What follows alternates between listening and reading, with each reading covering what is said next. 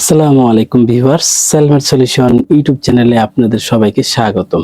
আজ আমাদের কাছে একটি ফোন এসেছে, ভিভো Y27s।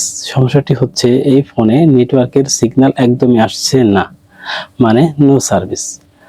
আজকের এই ভিডিওটিতে আমি আপনাদেরকে দেখাবো কিভাবে ধাপে ধাপে হার্ডওয়্যার লেভেলে এই সমস্যাটি সমাধান করতে হয়। আপনি যদি একজন টেকনিশিয়ান হন বা শিখতে চান, তবে ভিডিওটি না টেনে শেষ পর্যন্ত দেখুন। প্রথমে আমরা সফটওয়্যার সেটিংগুলো দেখে নিব, সিম কার্ডগুলো ঠিক আছে কিনা সেগুলো দেখে নিব। প্রথমে আমরা IMEI নাম্বারটি চেক করব।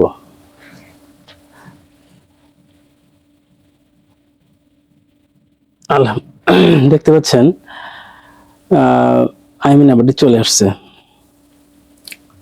তারপরে আমরা সেটিং থেকে দেখে নিব যে সফটওয়্যারের যে বেসমেন্ট ভার্সন আছে সেই ভার্সনটি ঠিক আছে কিনা।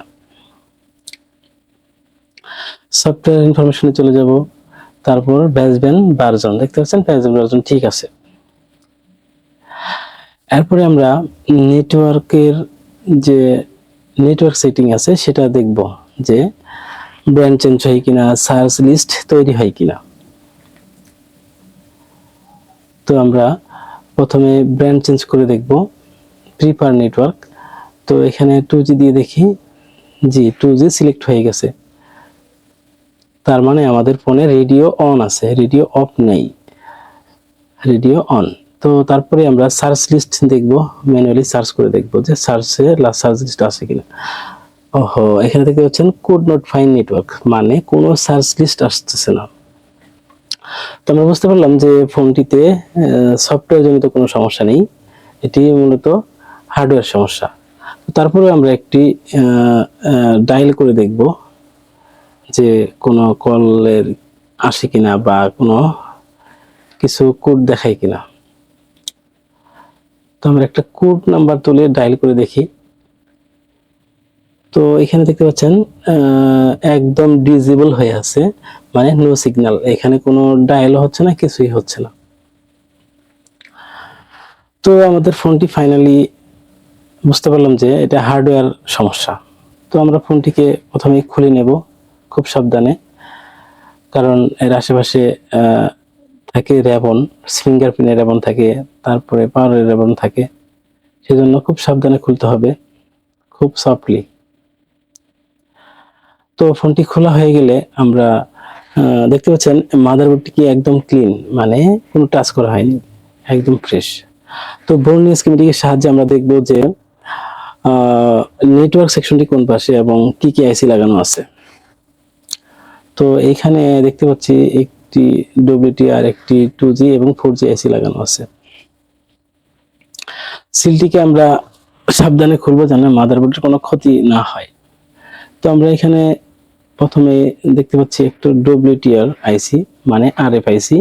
তো এর আশেপাশে কিছু রিডিং গুলো চেক করতে হবে, শর্ট বা রিডিং মিসিং, মানে ভ্যালু মিসিং আছে কিনা এগুলো দেখতে হবে। মিটারটিকে আমরা ডায়োড মোডে রাখলাম। এখানে বিবাস ভোল্টেজ আসবে, এখানে রিডিংটা ঠিক আছে কিনা, ঠিক আছে এখানে। তারপর 4G আইসির পাশে এখানে একটি বিবিএস লাইন আসবে, এটাও ভ্যালু ঠিক আছে। তারপরে WTR এর আশেপাশে কোনো ক্যাপাসিটরগুলো শর্ট আছে কিনা একটু দেখে নিই। Input voltage 1.8।